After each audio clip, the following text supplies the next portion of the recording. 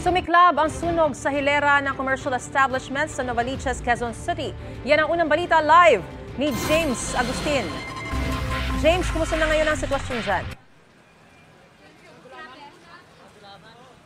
Maris, alas 6:27 ngayong umaga na dineklara ng Bureau of Fire Protection yung fire under control sa sunog na sumiklab sa isang palengke. Dito po yan sa Barangay Santa Monica sa Novaliches, Quezon City. Mag-alas 5 ng umaga pa, Maris, na nagsimula itong sunog. Ang kwento sa atin ng mga nagtitinda, mabilis na kumalat yung apoy sa magkakadikit na tindahan dito sa palengke. Isa pa man din ito sa pinakamalaking palengke rito sa Barangay Santa Monica.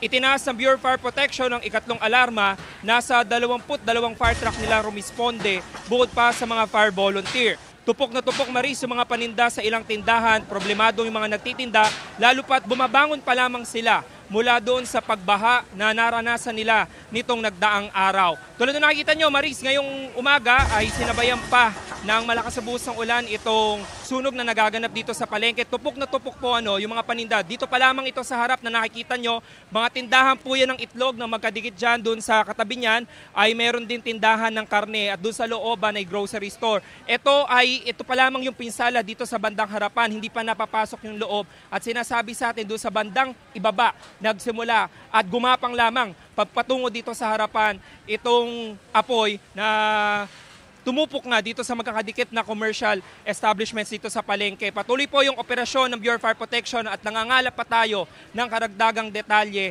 kung ano ba yung pinagmula ng apoy, maging yung kabuang halaga ng pinsala dito sa ari-arian.